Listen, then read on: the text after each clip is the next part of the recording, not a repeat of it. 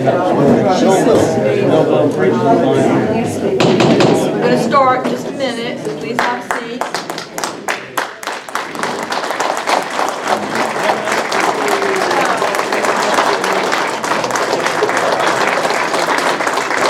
It's all over now.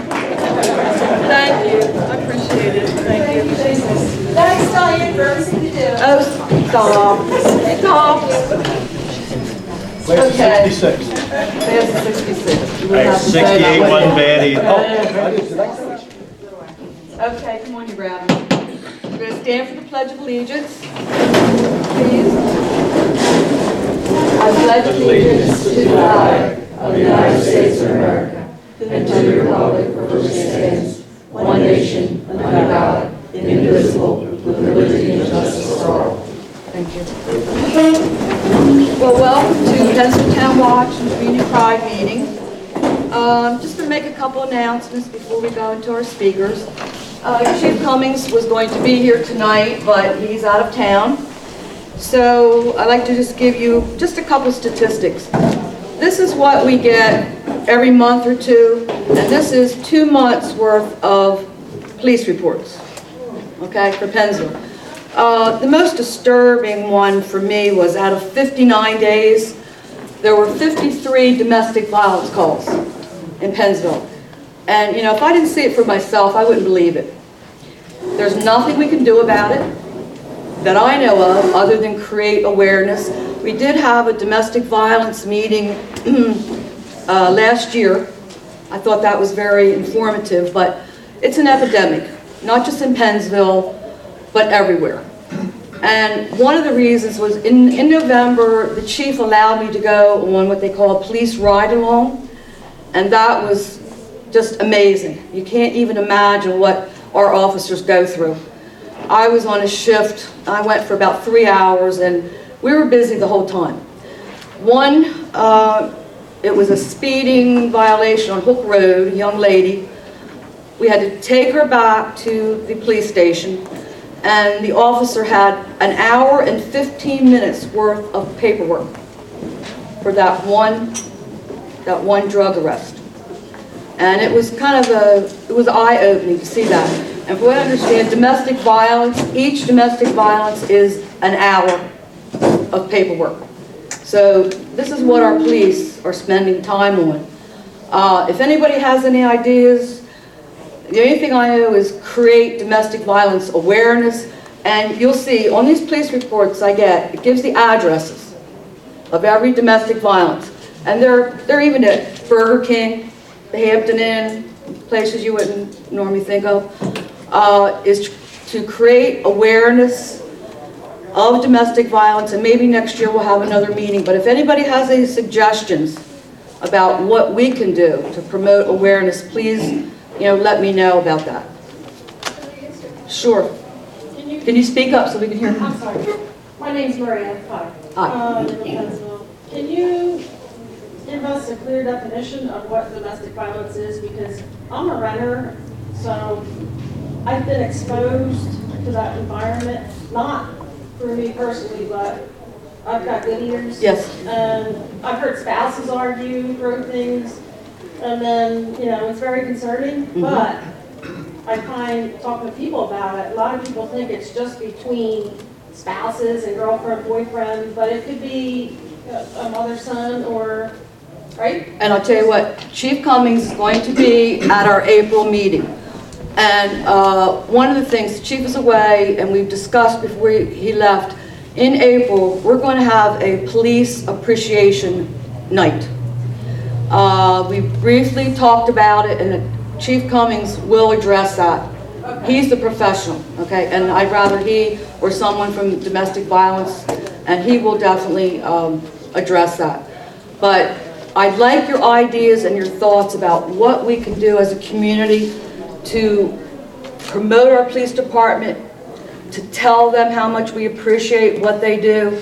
We're open to any suggestions. Now, the chief had mentioned bringing all the officers that aren't on duty here that night so we can meet them, we can talk to them. Someone else suggested, from what I understand, the disrespect for our police from the perspective of our young people and our young adults and our children is not very good. They're just not respecting our police officers. So we thought maybe some of you, if you want to bring your children or your grandchildren to the meeting and let them meet the police and talk to them.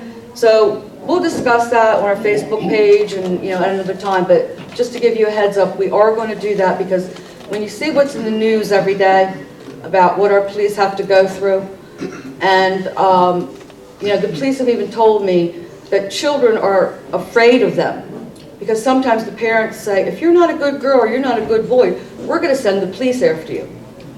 You know, just little things like that. So we're going to address that at our police appreciation night. Okay, so the domestic violence was one, and give me a show of hands of who was at the FOP flood awareness. So I don't, okay, good. A lot of you were there. I can raise half a hand. I know. Just made it. Okay. I saw the video. Yeah, I watched the video. And an update on that was, we got a lot of press on that meeting, and I can't tell you how happy I was. Was it NBC 10? Gave us great press. They even came to our meeting. 2 days after our meeting, Congressman Lobiondo called me at home. We had a 40-minute conversation. The things that he told me, I already knew. He does understand, but I think, you know, he's one person, he's one congressman, and this is actually the responsibility of all our senators and all our congressmen. Mr. Lobiondo told me that his wife is a realtor down at the shore, so I guess she badgers him all the time about what realtors are going through with the flood insurance issue. And just to let you know briefly too, the reason that meeting happened was 2 reasons. I'm a realtor, and I have a lot of friends. I've been a realtor since 1985, and I have a lot of friends who are realtors. And I started hearing the realtors complaining about nobody wants to look at houses in a flood zone. I don't know what I'm going to do. I can't sell them. They're fearful of the rates going up and so forth. So from that, I went to a FEMA meeting in Mannington. That's when I made contact with a lot of the people that came to our FOP meeting. So those 2 things was the reason for the initial FEMA meeting at the FOP.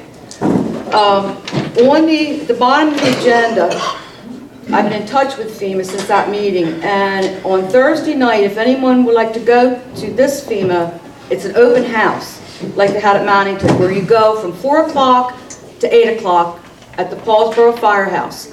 And there are people sitting there with their laptops, engineers, and if you have a specific concern about your house, whether it's in a flood zone, whether it isn't, whatever, they'll sit there with their laptop and you talk to them, give them your address, and they'll educate you more about your flood zone. Politicians representative was there at the Mannington meeting, and there's no speaker, or there wasn't at Mannington, there's just tables, and you go around from one table to the next to talk to FEMA, insurance people, whatever. So if you're really concerned about flood insurance affecting you, and it's going to affect us all, even if we don't have to have flood insurance right now, it's going to affect us all. Go to that meeting, and if you can stay half an hour and be educated, please do that. They welcome Salem County to come to this meeting. So I guess that is.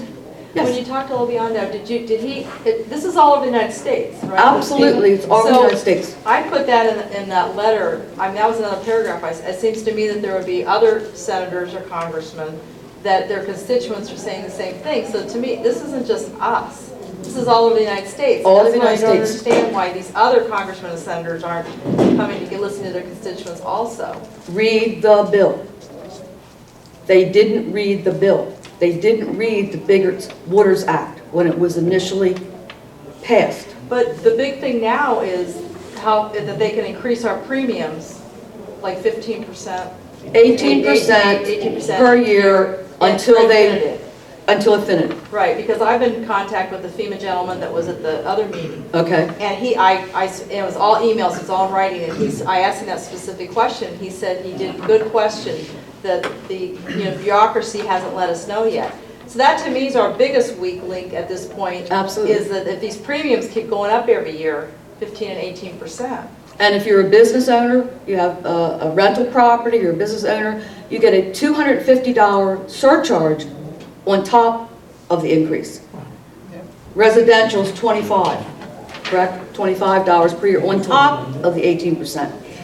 So, I mean, I don't want to go into big FEMA thing tonight. People need to write and call, because this is Absolutely, right. and for anyone that hasn't done it, and I'll tell you what, Menendez and Lobiondo were bombarded after our meeting. They were bombarded, and they let me know it. Good. And don't stop. I don't know how many of you remember George Casimos from Stop FEMA Now, the big teddy bear guy. Well, if you followed the media and all, he is really getting a lot of recognition nationally from Stop FEMA Now, and he is a bulldog. And he keeps telling me every day, all the time, Diane, we can't let up. You can't stop. These politicians have to be told over and over and over again. And it's not going to be easy, and who knows if it's going to change. Who knows? But if we don't try, it's not going to. So we're also going to talk about things in the meantime that if you do have flood insurance, you can possibly make your flood insurance lower at least. Kim is going to talk about that in a few minutes. And also call your insurance companies, raise your deductibles if you can through your mortgage companies, and we'll go through all that. But right now, here is the letter. If you'd like a copy of it and you haven't sent it to your senator and your congressman, feel free to pick up a copy and just fill your name in and send it, or call, whatever. Okay, so without further ado, I'd like to introduce Rob McDade, our deputy mayor, and he is going to speak to us about flood issues in Pennsville. Well, thank you, Diane, and Thank your you, group Rob. for having Richie and I here tonight. You've mentioned a lot of things that I want to touch on. I want to talk about FEMA real briefly because it's been a subject that's been hashed over quite a bit here. But then I want to talk more about what Pennsville is actually doing to try to help alleviate some of the flood issues and what we've done in the past. First, we got this letter today, and it's now in the newspaper, talking about the appeal process, which starts, I think, at the end of this month, I believe is what they said, and it goes for 90 days. But the appeal process, and here's the language, it says, it's important to note the sole basis for such appeals is the possession of knowledge or information indicating that the proposed flood hazard determination are scientifically or technically incorrect. Now, isn't that a mouthful of words? What they're saying is, if you can't prove mathematically that their zones are incorrect, you're not going to have any appeals.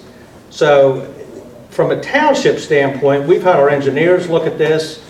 We've gone over the maps to try to see what we can do as far as the appeal process goes. The only recourse we have as a township would be to basically survey the whole town. You're talking maybe $100,000 or more to do that. And then there's a real good chance that you're not going to disprove their science when it comes to this anyway. So it's kind of like we're damned if you do, damned if you don't. You talk about politicians. Richie and I and the committee, we've talked to everybody that we can talk to. I know Richie's talked to Berticelli, Sweeney. We have been bombarded, Lobiondo and his aides, and it's just like we're not getting any headway. And it's not just your question about just country-wise. Here's a bill in front of Congress right now. It's H.R. 141, and it deals with rental properties, second properties, and businesses, and how they come about their premiums and their rates and this type of thing. They give this bill a 1% chance of getting through Congress. I mean, it's just, it's crazy. One thing about the appeal process, or any questions about this subject, in the letter it refers to your township committee or your local government fielding questions about this. We're going to push your questions over to Tony Dariano, who is our floodplain coordinator. Diane mentioned that a lot of towns don't even have a floodplain coordinator. So we're lucky to have somebody that's pretty well versed in this subject. So if you need his contact information, it's on the website, or you can get a hold of one of us. The biggest thing about this, and Diane hit on this too, and that's the Bigger Waters Insurance Reform Act. These people are in debt. They made a deal with the United States Treasury to pay money back for things that they did back in 2005. This is a broke organization that is going to get their money back come hell or, excuse the pun, high water. And we are going to pay it, and that's why we're not getting any traction when we're trying to deal with politicians. They're up against the wall, they owe the money, this is the only way they can go about getting it. So, but let's talk a little bit about what we can do. From a community standpoint, from a government standpoint locally, the community rating system is about the only thing we have control over. And I don't know if you guys are familiar, I guess you talked about this at the last meeting. Just briefly, Tony did. Well, it's a rating that goes from 1 to 10, and the higher up on the scale you go, the less the premiums are for the entire town. Now, if you reach the highest number, everyone's premiums would go down 45%. I looked up, I can't find anybody, any town, anywhere that has achieved more than 5. So what they're basically telling you is if you could go out and spend millions and millions of dollars to move you up on scale to save $100 of premium costs. So we're going to do our best to get up the scale as high as we can without running the town completely broke. But things too, and I think Diane touched on this as well. When you guys go to your individual, when you sit down with your insurance companies, your insurance agencies, have your information ready. Get your elevation certificates. Get your stormwater permits, not your permits, but your what the heck am I trying to say? Your elevation certs, and if you had grading plan is what I'm trying to get at. If you have a grading plan, take that. Take any information you can. Talk about things that are in your basement and you've moved a heater upstairs. All these types of things will help adjust your individual premiums. When you have that discussion, deductibles, how high do you want your deductible to be? What kind of coverage do you want? Your home, your contents, both? What do you want to do in that regard? One thing I want to say though, everybody's concentrating on premiums. Do yourselves a favor and really think long and hard about whether you think you have a possibility of flooding. Don't depend on FEMA to tell you something. If you're next to a stream and you flood it, I would think hard and long about maybe getting the insurance no matter how bad premiums are. I live on the river. I don't have a mortgage, thank goodness, but I think it'd be foolish for me not to have flood insurance. So it's an individual thing, and don't just think about premiums. Because if Sandy had taken a different direction a few years back, a bunch of houses in Pennsville would have been underwater, because things have changed. And the things that have changed are the 1.5 foot in water levels. Rob, can I just make one Sure. comment before I forget? Until I started communicating with the Sandy victims in North Jersey and George Casinos, I didn't understand this. FEMA and flood insurance has not been a big help to many of those people. So I'm thinking, okay, I go and I spend the money for flood insurance, and I don't have to because I don't have a mortgage. If an act of God, another Sandy or something happened, what kind of help is FEMA going to give me or the National Flood Insurance Program? I don't know. But until I started getting involved in this, my heart aches for those people up in Toms River and up in that area. They are still homeless after 2.5 years, and their federal government failed them, and they're still failing them. So I don't know, Rob, I understand what you're saying about getting the flood insurance, but I don't know. Well, I'm not saying to get it, but I'm saying look at it, I really know. understand it. Right. What is your understanding with the grandfathering? How did FEMA explain it to you? I don't understand it, and I've got it down here. That's another thing you need to It's talk to your complicated. insurance people about. Because what the FEMA gentleman told me was that it's like, I wish I had brought my notes, but if your house was built before a certain date, when we first got the zoning, 1985. okay, that you are then, and you are in a flood zone now. If those two things happen, that way, if you were to sell your house, that the new buyer could get insurance at the lower rate. That's based on a wood foundation, not on a brick or concrete foundation of any sort. Okay, so And you're there's so many variables. And there's Okay. limitations So on many everything, so. Yeah. Because some people are saying don't don't worry about getting it now, because if you sell your house or if you say you want to have it later, you'll be able to get that lower rate. But now you're saying that that's not the In case. certain, okay, it's just like when you want to get a permit somewhere. Like right next to the township you're in, you might not need a permit for something you need 3 different permits for. Like we put in sump pumps all the time. One township, you can put a sump in a dirt hole and you don't need any kind of permit. If you put any kind of entrapment around it so the mud just doesn't crawl on itself, you need 3 different permits for that. The township over, they don't care. You don't need a permit for any of that. So per township, more often than not, it bases down to if you have a wood foundation.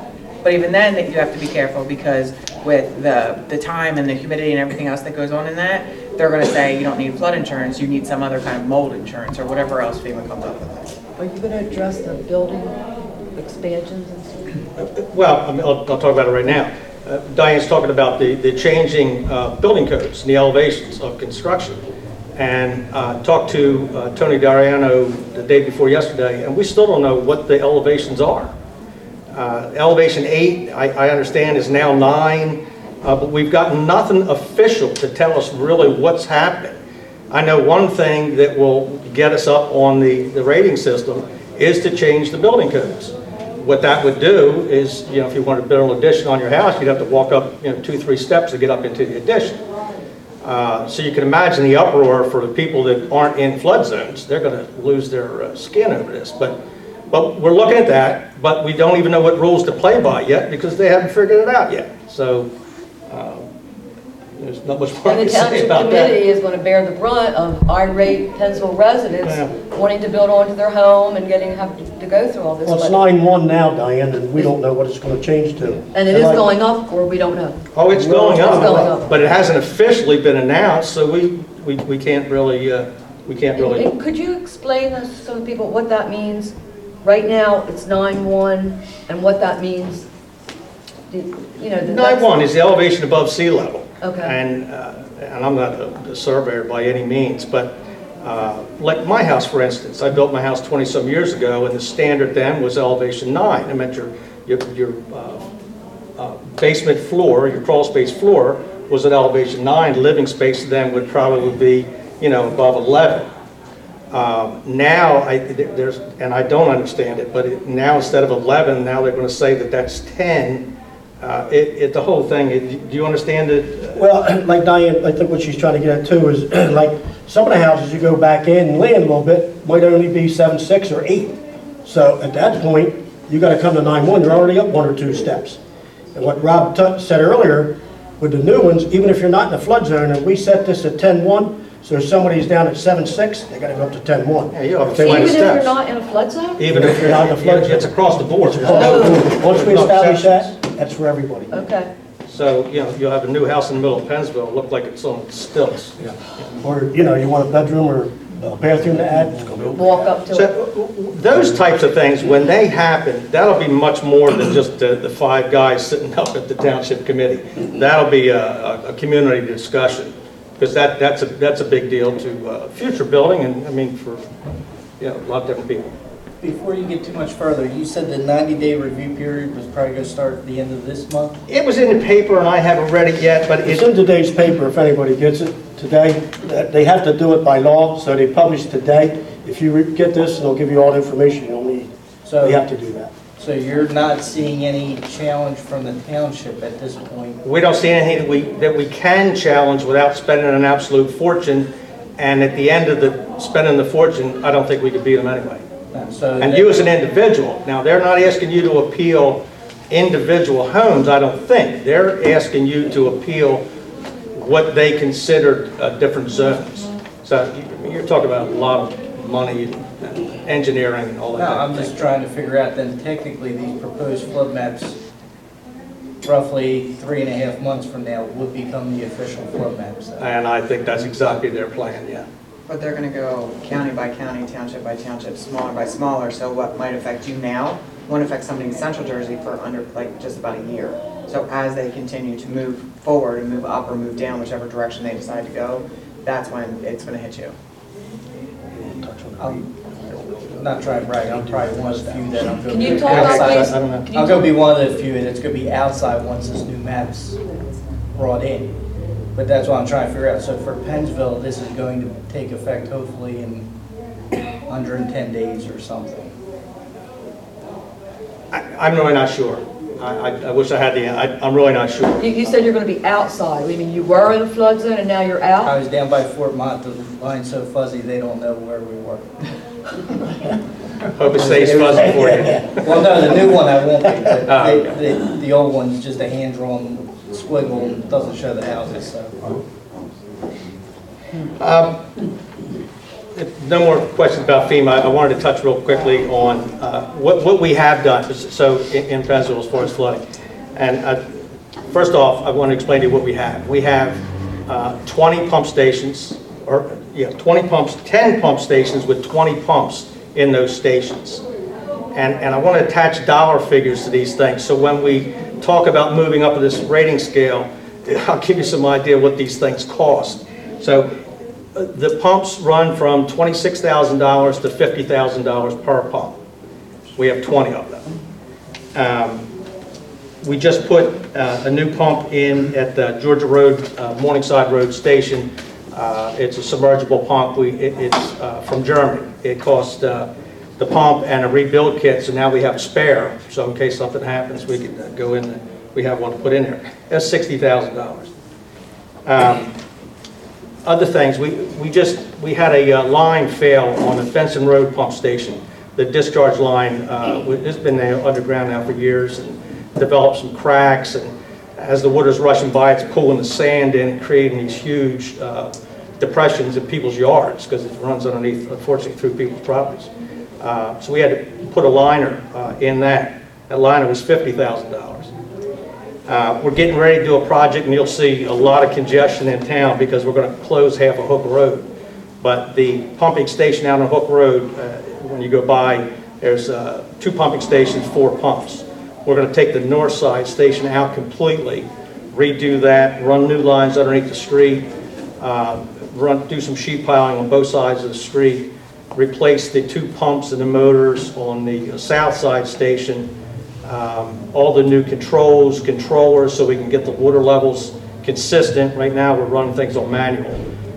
So we run out there and turn them on when we know a storm's coming. Not exactly the best way to be doing business. So we're going to start that, and that's going to start here in the next few weeks. That's $1.5 million, $1.2 million. Another thing that we've already done, but we're continuing to do on the rest of the stations, that's generators. If you'll notice, we put generators on the Georgia Road and the Kansas Road pump stations. That project was $175,000. But during I think the last 100-year storm we had, we lost power in Penn Beach. Those pumps went down for about 4 hours. In that 4 hours, they had the ability to pump 4.5 million gallons of water that went in people's yards, basements, and everything else. So our systems are small. They were designed years ago. Of course, the population has increased dramatically. So we're at least trying to get those systems to run at 100 or as close to 100% capacity as we can. And in order to do that, you've got to keep the pumps running. So the generators on Georgia Road and Kansas, and we're talking about putting a couple more on. We've already gotten estimates for the next ones we'll do. Will be at Riverview Park and the Benson Road station. Another $175,000. We also solicited some opinions from engineers. We did a $5,000 feasibility study to see if there was something we could do without, revamping the entire system. And they came up with a couple ideas, but the first idea was $750,000. The second idea was another $1.5 million. And they wouldn't even if we did those things, they said we wouldn't even come close to being able to handle the 100-year storms that we had that last event. We would still be underwater. So, that kind of went by the wayside. We are looking at another pump station, possibly down in the Delaware, I think it's Delaware Avenue area. But that's, like I said, another $1.5 million.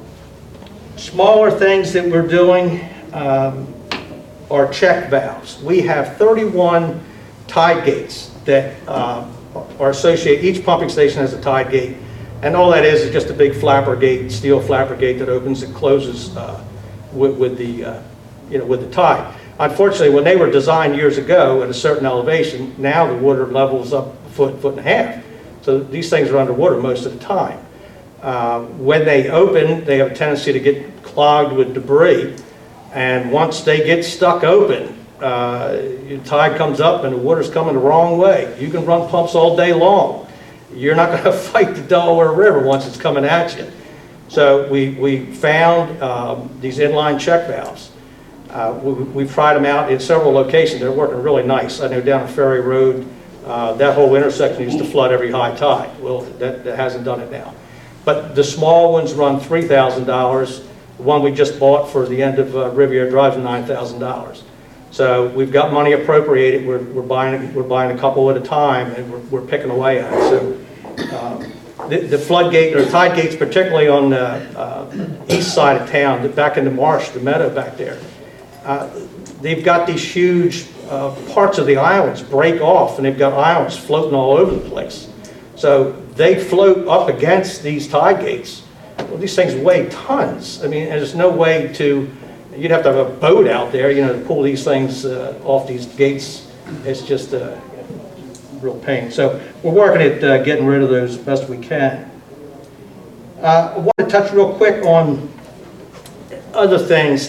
We have about 1,200 storm drains in town.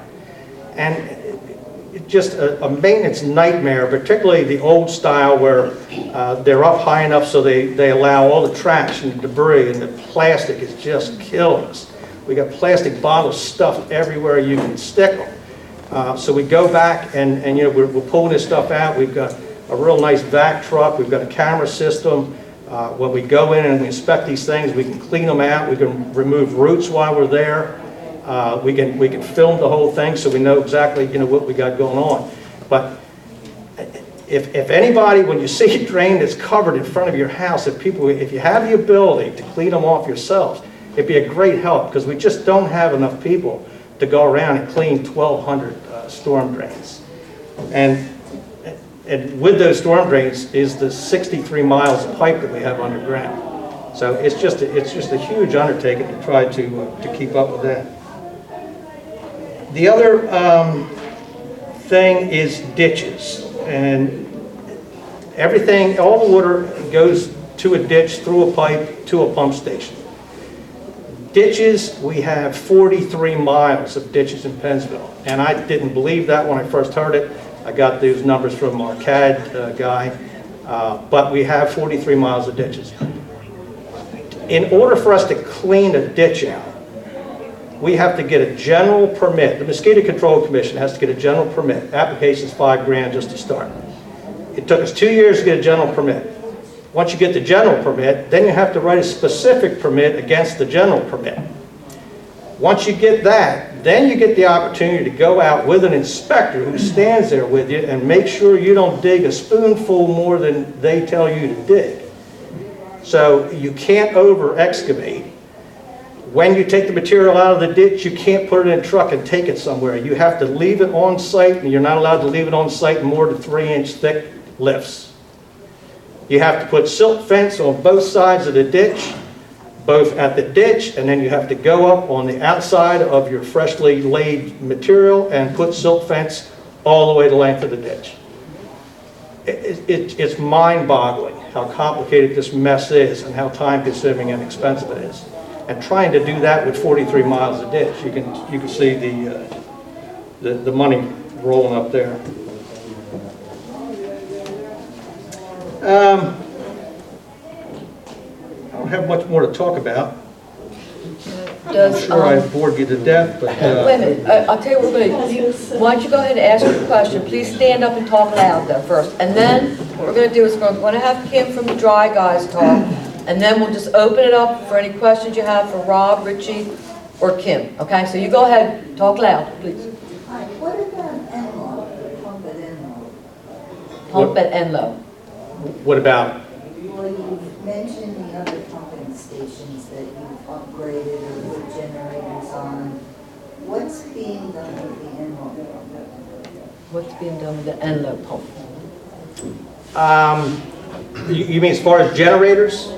It's not on the list yet for generators because we only do a couple at a time. So, but the pumping station is, that particular pumping station has a problem with piping. It has a hole in one of the pipes, and they're repairing that. Other than that, I don't know if there's any other problems with that station. I haven't heard anything.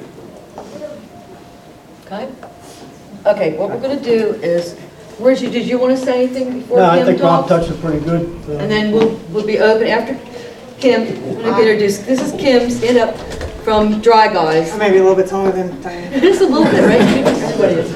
And Kim's gonna talk to us about how to lower flood insurance, smart vents, and other things. Can everybody stay here? Sure. Am I talking loud enough? Are you confused enough? In a couple minutes, as soon as I'm done, you go right through that door, have a beer about it, no worries. Okay, so you're probably more confused on why is a waterproofing company up here talking about flood insurance?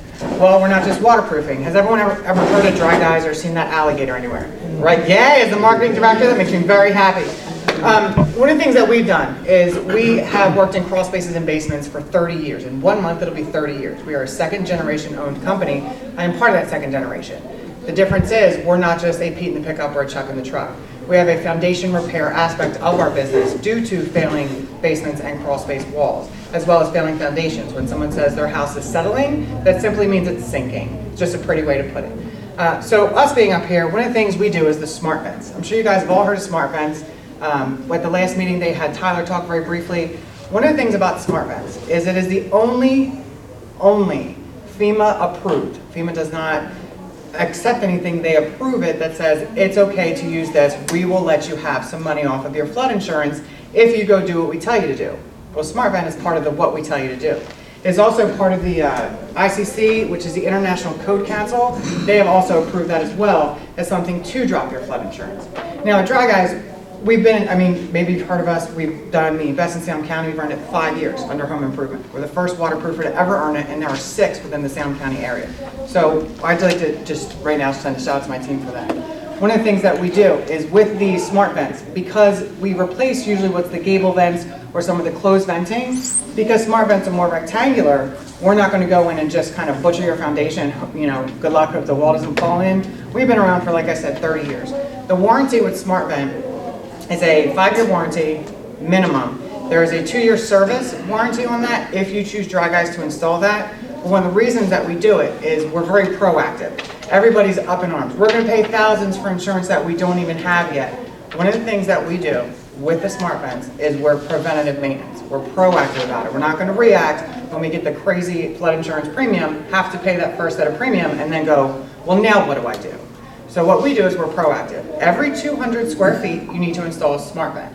And that's in the basis, that's in your crawl space area. We specialize in crawl spaces. Like I said, we've been doing this about 30 years. We do a lot of work down the shore. When Irene and Sandy came through, we were ridiculously busy. One of the things, again, with smart vents is it's probably from here to here. That is going to save you thousands on your insurance. You're going to actually see something tangible that you had to pay for to prevent paying for something that you don't know if it's going to happen. Insurance companies have no clue what's going on. They're concentrating on auto and home changes. That FEMA, they're just waiting for FEMA to tell them what to do next. And FEMA isn't very proactive about it. We're proactive. We are the Smart Vent installer. Smart Vent is based in Glassboro. We do a lot with them. We were sitting with them at the FOP meeting as well.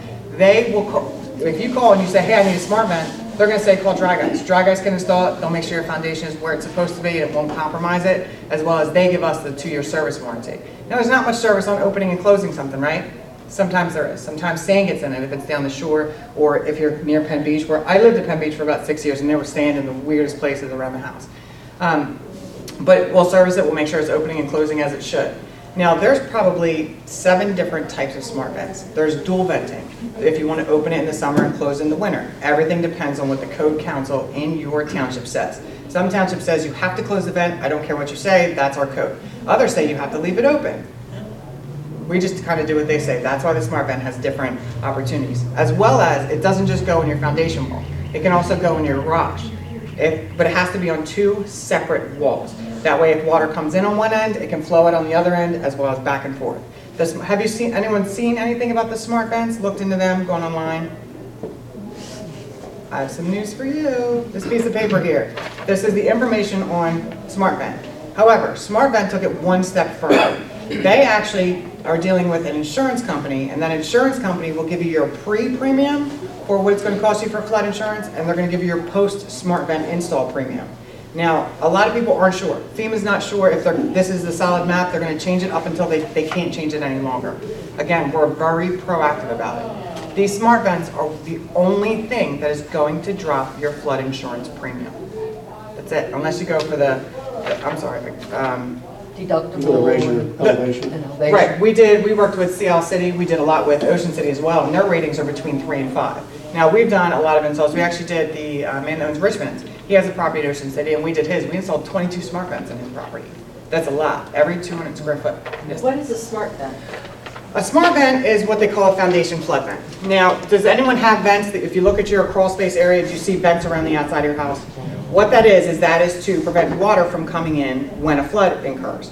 And the smart vent actually opens on both sides, so water can come in and come out. And what that does is it prevents the pressure on the crawl space wall or that foundation wall from crumbling and the entire house falling through. That's why they're raising the flood insurance, because people, we've done this with Sandy, we've done this with Irene, they're waiting on their flood insurance to give them money, but they didn't pay X amount of dollars for flood insurance, or they didn't have it, they thought they did, they didn't think that they were in a flood zone, their insurance company wasn't sure, so they just didn't have it. It actually crumbled in foundation and everything, third floor, attic, second floor, it all fell right into that. So they're trying to get all that money back for stuff when their flood insurance didn't cover it. What this does is it actually allows water to flow back and forth. Everything in there is going to get disgusting, it's going to get dirty, it's going to get wet, it's going to get full of mud and sand, but you will have your house will stand. And the flood vents open and close both ways. So when water flows in, it can go out this other wall, because it has to be, like I said, on 2 separate walls. It'll flow out through the other wall, as well as if it's coming in this way, it'll flow through. So there's no pressure, so that foundation doesn't collapse in on itself. I have a question. Yes. The building codes require you to have vents in your basement, so everybody that builds has, New builds, yes. new builds have vents. Are these more, do you need more of these than you did in the past? Everything depends on the township. Like you said, the International Code Council will change it. Well, they'll say to certain townships, you can do it this way. Like Pennsville is very different from Carney's Point. But whatever the building code was in the 50s when it was built, the 60s when it was built, the 70s, the 80s, the 90s, the 2000s, a lot of those are different codes. But smart vents, every 200 square foot, you need one vent. Okay. It's across the board. That's a lot more. Yep, 200 square foot, one vent. If you have other vents, we'll close them off. That's what we do. We're dry guys. We work in crawl spaces and basements and foundations. We'll close them off. We have vent covers. If you think, hey, maybe I should get some more, we can help with that as well. If you have the old school gable vents that are very high and square, and these are longer, we actually will make sure that foundation stays where it's supposed to. And you don't have any trouble with the building code officials? No, because we're one of those companies that get permits when we need them again. I mean, like I said, we've been doing this 30 years. We've had an A+ BBB rating since 1986. It's kind of a big deal. We're really proud of that. One of the things we did, I was talking to Diane, I know she's very busy with handling this. SmartVent, every single person on the SmartVent team is NFIP certified. Does anyone know what that means? What? It's National Flood Insurance Program. They read so much every single day about what's going on. You want to ask your insurance company what's going on? They don't know. Call SmartVent. They know. They are on top of FEMA. They have what's called CFM. It's a certified floodplain manager. Now, everyone on their team is a certified floodplain manager. It's a 6-hour test. It's not easy to pass. I didn't actually take it, thank goodness, but when I was with SmartVent this past year in Atlantic City, there was about 40 people that took it from across the country, 12 passed. It's not that easy to do. But SmartVent makes sure on their team, they have people that can give you the information that you need. Does anyone remember Tyler from the FOP? He was a little short, he's awesome. He's actually one of the ones that handles the insurance, that changes the flood insurance, that gives you your rate pre and pro. We're, like I said, proactive. Don't wait to be reactive and have a $12,000 bill slammed on your property that you have to, the $12,000 happened at somebody in Ocean City. They called us and said, help, we don't know what to do. Flood insurance. But what they have to do is they have to pay that first premium. Then they waited until that premium dropped in their lap, and then they said, well, now we need smart vents. So what they had to do then is go get a new elevation certificate. They had to get the smart vents installed. They had to get the estimates for things like that. And then, in the 6 months, that $12,000 went to $3,000. They did everything that they're supposed to do, and SmartVent is the only one that FEMA will let drop your flood insurance. Just because of the engineering behind it, because of the safety codes that are behind it, NFIP, they like to change things up a lot, but FEMA is actually giving people a break. One of the things we did, like I said, Diane is very busy. Now, who here has an elevation certificate? Okay. And who knows what it is? Yeah, who knows what an elevation certificate is? Yeah, I got it. Do one of you guys want to go a little bit further into detail on what it is? Yeah, I mean, I got an elevation certificate when I built the house. The engineer doesn't tell you when you get done, you Yeah. And what does it tell you? gives you your elevations, your final, because you have to have a final. It's the starting point. It's where your basement floor starts. They were talking Elevation 7.1, 9.1, that's your elevation. Yeah.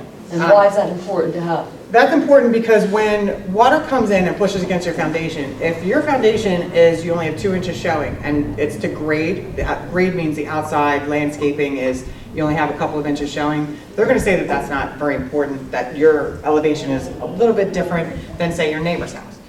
Everybody is different.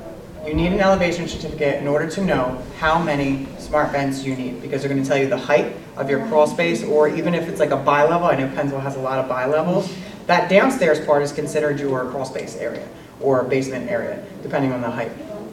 Now with that, you have to have the elevation certificate in order to know through your insurance company what it's going to cost you. If you don't have an elevation certificate, I highly, highly suggest you get one. And by that, if I have to stomp my butt, I will. It's very important to protect yourself. A lot of times it's to protect yourself. Now, like I said, Diane's very busy. We have been doing this for quite some time, so on the back of this form, I have about 70 different pages, so each of you can have one as you leave. This is Clancy & Associates. Clancy & Associates is based out of National Park, New Jersey. They've been working with us for 20 of the 30 years that we've been in business. They're land surveyors, and what they did, I said, look, I said, Pennsville is having a real problem. I said, what can we do to help them? How can we help them get their elevation certificates and drop their flood insurance costs? And so what they did is they have a $450 cost for the elevation certificate, which on par for the state of New Jersey isn't high at all. But then there's something called a geodetic elevation that they have to look at. It's points throughout the ground, throughout the township. Pennsville's are from 1950-ish, so they have to update those as well.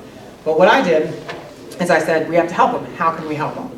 Well, he said, if you get the neighbors together, he said, we love when people work together. He said, if you get the neighbors together and you give me 3 or more houses in a quarter-mile-ish, he said, I will not charge them that geodetic elevation, which is between $100 and $300 per property. So if you get your neighbors together and you say, hey, we have to get this EC, we have to know what they're going to charge us for insurance, which if you have your EC, this number on the front up here, call them. They'll tell you what your flood insurance is, and then what it's going to be after FEMA maps go through, and then they'll tell you what it's going to be after smart vents are installed. Yes? I just paid Boston Siebel, the surveyors in town today. Not to give out his number, but it was a little bit less than that, so people may want to check into that as well. Okay. And I just had a customer that paid $700 for an elevation So survey. I don't like Right, commit him to what he gave me, but it was less. okay.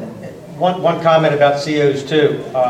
It seems weird, but in the community rating system, they encourage the floodplain coordinator to collect those COs. EC. COs. Or not COs, EC. the elevation certificates. So if you get them, if you would share them with him, he could put them on file, and for some reason that gains Helps our points. rating? Yes. There's a lot of confusion with FEMA. Like, go over that price again, man, and you said it's about more than 3. If there's 3 people or more within a quarter-mile-ish, I'll say a half a mile, because Clancy, I mean, we've been working with them for a long time. What they'll do is they'll skip that geodetic elevation test, and that's anywhere between $100 and $300 depending. So each person for each property only spends $450 for their elevation certificate, and that is guaranteed through Clancy & Associates. But it's always good to shop around. Yeah, I check Absolutely. around, check Absolutely. like with Dale Boston, he's pretty good Always too. good to shop around. Right, if you don't have time for that, that's what we do. Or you can call SmartVent, and they will give you a couple different as well. I know that this is confusing. I'm well aware that it's confusing. I'm in waterproofing, and it's so hard to keep up on what's going on. I can't imagine how it is from your perspective. This is what I do. I know it is. It's overwhelming for me, and I do this every day. Yes, ma'am? I have a question. Sure. Can you stand up, please, just so we can hear you better? I live on Beach Avenue, and I might be in the new flood zone. In You are. 1982, I'm not. You are. You are. I like Fraser Broadway. I'm pretty sure you're in it. I was born and raised on Beach Avenue. Well, I looked at the 82 map, because I tried to find a newer one, and I only found 82. If you go into Flood Smart, is it? .gov, right? Floodsmart.gov. Floodsmart.gov and type in your address. It'll tell you whether in a zone. Yep. So now my previous owner, Mrs. Weatherby, if she had one though, does it get noted in the township? How long ago, though? That house I've has been there for 10 for... years. And How long? I've been there for 10 years, but the house is. But Mrs. Weatherby built that house when I was a kid, so, yeah, they won't have any paperwork She on wouldn't that. have anything. I And would- Rob, I would think. if some people like don't have computers and don't have access, when Tony's in, Tony they can can tell go you. and see Tony Dariano. Yeah, we got the maps. The code office, the permit office next to the police station, you go in there and they've got hard maps, because I'll tell you, if you try to pull these maps up on a computer, you're going to need a teenager to direct you through it, because it's the most complicated mess. Well, you're much smarter than I am, because I tried to blow it up and everything, because I couldn't see the little numbers, and, You don't even do Facebook, so. well, I have an account. Some of you may have an elevation I finally certificate. got an account. You may have an elevation certificate and not know it. Call your insurance company and say, hey, do you have a copy of my elevation certificate? For a previous owner? Yes, or sometimes mortgages go through, so look at your paperwork on your mortgages as well. Yes? We just moved into our house like 3.5 years ago. Is that part of the process when you buy a house? Everything Yeah, depends you on the have- title agency, New house? everything depends on, New house? It's 7 years old. you should have some kind You of should have, elevation certificate and somewhere. Tony will have that. All new houses that got certificates, he keeps a copy of it. So you ought to check with Tony too and see if he's good, Because there's a give you a final copy. grade that you have to come with. And he's got that. And that's the thing is with smart vents, FEMA will say, go ahead and drop that flood insurance cost if your crawl space is up to grade. Does anyone know what that means? If the inside of your crawl space is what they call up to grade, if it meets kind of even territory versus going down or going up, because the flood waters will have issue with that. If it's up to grade, they will immediately drop your flood insurance. You have to have your elevation certificate in order to know what your insurance is going to cost you, to know how many smart vents you're going to need, and to let FEMA know that you're being proactive. You're not going to wait till they let you slam them with something. Kim, am I correct that if you have a basement, you cannot have smart vents? I was told that by Tyler. If you have a I basement. don't know whether they do any good because you're going to be so low in the smart vents. ground. Well, it all depends on what you consider a basement. Anything, Not a crawl most space. cases, anything under 8 foot is considered a crawl space. I mean, we've been in crawl spaces for 30 years. There's some you can just kind of duck and it's considered a crawl space. But like a And finished others are on your basement, belt. you know, like A finished basement, no. You cannot No, use but smart there are vents. other preventative measures for Okay. if flood happens. Okay. And with those, a lot of it is like the basement well windows. A lot of that will actually prevent the flooding from You'll have a happening. swimming pool, Diane. Yeah, basically you'll have a swimming pool. And one of the major things as well is if you have a crawl space and it has the venting that's open, does anyone have their crawl space encapsulated? That means they have that kind of plastic that goes from under the girders all the way across. Okay, Pennsville should definitely look into that. That's something kind of important. What that does is the water will come in, if it's correctly installed, the water will come in, but it'll go underneath and kind of create like the inside of a pool and then drop it back down as the water goes out. And that's kind of important because that'll protect all underneath your home, that first floor when you're in your basement and you look up, it's going to prevent all that from molding. It's going to prevent it all. I mean, we've been in situations we could take a pencil and put it through something that's supposed to hold up your first floor. So it'll prevent that a lot as well. Now, if anybody has questions, I have a lot of these papers. I'll just put them up at the front. You don't have to talk to me, that's fine. Kim has the papers about the survey, elevation certs and everything. Now, I know everybody's just angry, and we are too. We're confused. We're angry and we're confused, but we're trying to be proactive about what's going on instead of just reactive and angry. Thank you, Kim. Thank you for all that. Basically, see what we're doing is trying to create awareness, trying to educate on a topic that is extremely difficult to understand. We're dealing with the federal government.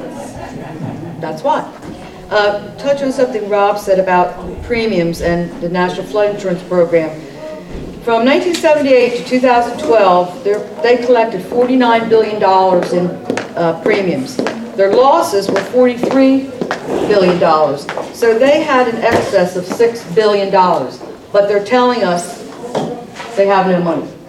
Okay? And the administration cost of the flood insurance program, only 44% of our premiums go to paying claims. The rest is administration. There are ways. You call Menendez, Booker, and Lobiondo, and keep writing and calling them, and tell them that we need flood insurance that's affordable. Back years ago, when I sold real estate, flood insurance, it didn't matter if a customer needed flood insurance or not. It was $300, maybe $400 a year. But now when you're talking $2,000, $3,000, $4,000, $5,000 a year, that makes a huge difference as to whether somebody wants to buy a home that's in a flood zone. And on the internet the other day on our Facebook page, a young woman commented about the flood insurance. She was 2 weeks to settlement to buy a home in Pennsville. She qualified for the home fine. 2 weeks prior to her going to settlement, she found out she needed flood insurance. The premium was so high, the mortgage company disqualified her loan and would not let her purchase the house 2 weeks prior to settlement. So these are just some of the unintended consequences of the flood insurance premiums. And I don't mean to scare people and all, but Stop FEMA Now is so educated. If you are on the internet, you are on Facebook, go to Stop FEMA Now New Jersey, and then you'll see Stop FEMA Now Florida, Stop FEMA Now Texas, all along the coast, the whole United States. This is a grassroots effort that's swelling and building, and you know, we're fighting Congress and the Senate. So you have to band together. Vote all out. Pardon me? Vote all out. Well, that's one way. Any other questions for Rob or for Kim or for anybody else? You want to talk about anything else, crime in the town? What's going on with the new Wawa proposal? What's going on with the new Wawa? New Wawa should start. I mean, they're tearing the gas station down now. All the paperwork's done, and everything's done through the planning board, been done through the planning board. DOT's been holding them up because they're making a new access road. It'll be coming now behind the Peterbilt. So you'll be coming down Lippincott, I believe it is, and out onto that. So that project's going, it should be firing up here real quick. And the owner of that whole complex down there has already started talking about a Pennsville Travel Center is the next phase. And that'll be behind the hotels.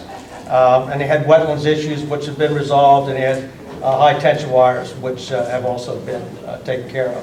So he's ready to go to the next step, and we're really hoping a restaurant's going to come in there, another maybe a steakhouse or something. Are you hoping, or do you think?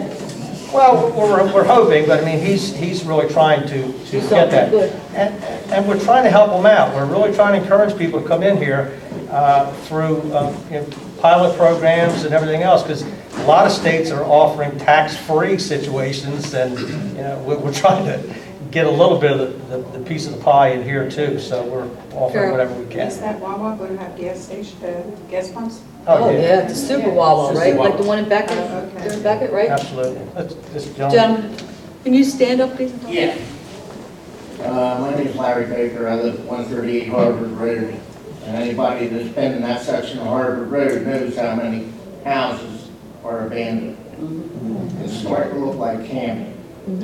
The house across the street from me has been abandoned for 2 years, has been broken into.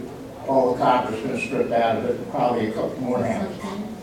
Need to do something. And this flood insurance don't help that either. Now, let me ask you this, are there for sale signs on those properties yet?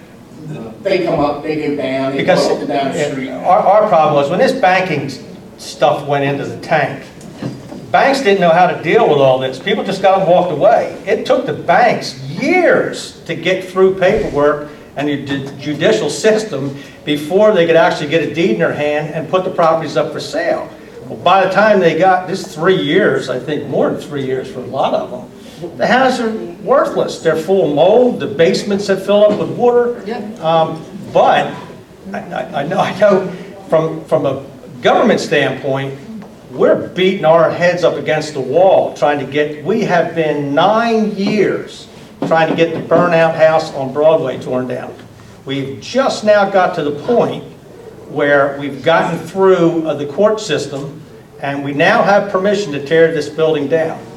We've gotten quotes. One was $17,500 that us taxpayers are going to pay. And when we get done tearing the building down, the property still belongs to the owners. We don't even own the property yet.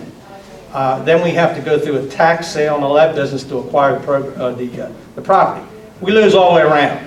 We got a couple in Delaware that we've been working for years. Finally come to an agreement where the owners are going to fix these places up, and that's what we want. We want to fix them up so we continue to collect taxes. That would be nice, but this is going nowhere for quite a while. It's getting worse. My neighborhood, Delaware Avenue, Rich owns property down there. It looks like Camden. Right.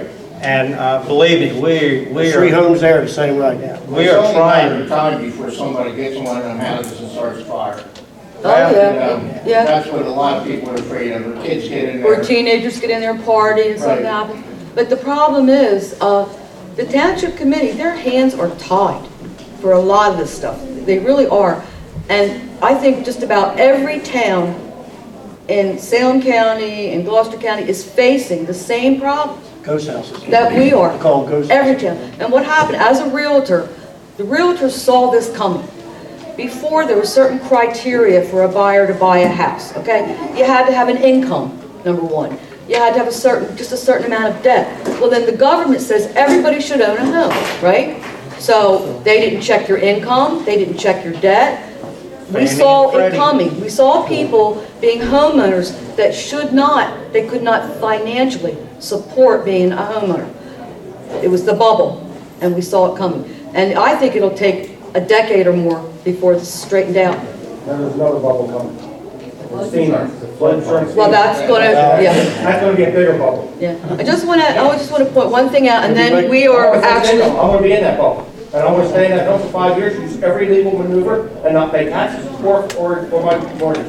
These two right here, we're the same boat. We're Yeah, gonna these fix 5 years, it. I'll stay there for 5 years without paying a dime to anybody. People are even Because I need that money to go to Delaware. people are even doing better than that. They're going and taking home equity loans out on homes and taking the home equity money and then bailing. Yeah, exactly. I didn't get home equity, I'm right there, came through 4,000 on the river. I'm in it. well, the meeting is officially adjourned. However, I just wanted to point one thing out. How many of you like the idea of having two township committee people once in a while come to our meeting? We're going to give you the How mayor many? next. Because, I'll tell you what, We'll see how that goes. the only two people that ever go to a township committee meeting are Rose Smith And she hasn't been there the last and Joe four. Dickens. They're the only people that go to a township committee meeting. So we thought, well, we'll bring a couple of them to us because you do have questions. And I understand going to a township committee meeting, you got to stand up, say your name, where you live, and it's a little intimidating. We don't bite. And I know that. But this is a little bit more relaxed atmosphere because people, I think, they don't understand how township government works. And they don't understand that these guys, they have very little control over what happens in this town.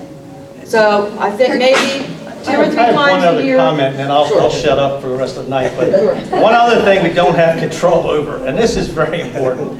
If you pay $7,000 a year in property tax, we get $100 a month of your money. That's it. And that's to buy all the stuff that I described in here. 17%. Yeah, and that's just the pumping, that's just the issues around stormwater. That doesn't get to the roads and equipment and all the other conversations. And where that we does the have to have. largest percent of your 51%? tax dollar go? 51%. Yes, where? And do you see their budget? I mean, No, nobody no they longer. have regulates them. nothing to do with it anymore. They get an automatic 2% increase And every nobody year. regulates them, they can get 2%. Once they agree to that 2%, there's no more, you get to vote on it. Yep. And to me, I don't like it. I'd rather be able to vote on that budget, see that budget. We have no Can we control. change that, Richie? And If how you get can we enough change people to it? go to that meeting, you need to go to that meeting. Here's what Okay. happened And then back, start School board. spread. You can change that. when we had, Good luck, you know what they've been doing? I was going a I know lot. you was. And they started doing closed meetings. Well, They they can't try do to that. But here's also what they did. When the township would get to vote on the school budget, and they turned it down 18 out of 20 years. So as soon as the township turns it down, or the public turns it down, then it goes to the township committee. Well, we would say, okay, what do we know about school budget? Carve out, say, okay, $500,000. We want you to take out of your budget. First thing you do is say, okay, we go back, no football, no baseball, no wrestling, no track, and all the teachers will keep their salaries and their raises. His system didn't work either way. I mean, and the other thing they have is, they don't have line item budgets. They don't, when we say we're going to spend $1 million on something, you can't spend it on nothing but what you designated. They could switch their numbers anywhere they want. So that's the problem area, folks. You can change Remember, that. they said they wouldn't. I was at that meeting, they said, but we won't do this, we won't be increasing. We just want to, in the event we need to, we will, but ever since they got it, they've been doing it. Well, Beth, what you said about closed sessions, what they'll do is if they'll see something, they'll say, well, we need to go in closed sessions, and they hope that the people will leave. They- A couple hours then. Yeah, they do. They'll stall you out for maybe 2 hours. Thank you, they do that, they started doing that. Yeah. Well, I'm all for doing something about this, but can't do it by myself, so you want to help? Oh, yeah. That's where your Okay. taxes are. That's Anybody where you wants need- to help, and it's, you know, it's our tax dollars. And one other thing about school systems, there's 560 some municipalities in the state of New Jersey. There's 31 Abbott districts. Abbott districts are funded. All the money you send to Trenton, they send it back in little. We don't get any. We're not Abbott. Yeah, they give it to you back in little increments, and You mean then the the lower rest of it, income? you have to tax the people. Pennsville's an Abbott. The lower income. Millville's an Abbott. I think over 50% of the total budget goes to 31 Abbott districts, and the other 50% gets split up between the 500. So they get very little. I know. My head I- could blow off sometime. I love Pennsville, and I love New Jersey, and I love living here, but a lot of my customers say to me, I can't, especially my seniors, I can't afford to live in New Jersey anymore because of the school taxes. My wife's a It's the senior, school we can't live taxes. here much longer. Could we get the budget, wouldn't it be fine if we got the budget and went through it? Can we get the school, Can we get the Bridget, school can we get the budget school and just go through it at one of these budget? meetings? Well, you should be able to because it's public information. Yes, you can. Wouldn't that be You gotta go good, to just to there go again. through it and see what they're spending? Well, I taught, what, You can go to the public library and get the school budget, I believe. We are by law, we About have to give our Oakwood's budget? township, you don't need it, our Oh. township budget Yeah. is at the library as well. So I'm sure the school budget is there too. 2 years ago, I went to the Pennsville Administration Office for the school board with an Oprah request, and I obtained all the salaries for every school district employee, and it was mind-blowing. And I'm not talking about the teachers per se, okay? The administrators that don't teach. You can go on the New Jersey Education website and read some of the data on there, and it'll make you I'm want on to lose your board with mind. you, I'll, Like she says, they I'll don't help teach, you. you're not in the classroom. You know, and they're- There's power in numbers, and if we go to the school board meetings, but we've got to get our young people who have the children in the school involved. Great. And I don't know how you can do that. Go to the PTO? PTO? At the high school, there's like, again, they've got their officers and nobody goes to the PTO Yeah. either. We'll discuss it and all. Okay. Okay, we're adjourned. Thank you very much for Thanks, coming. folks.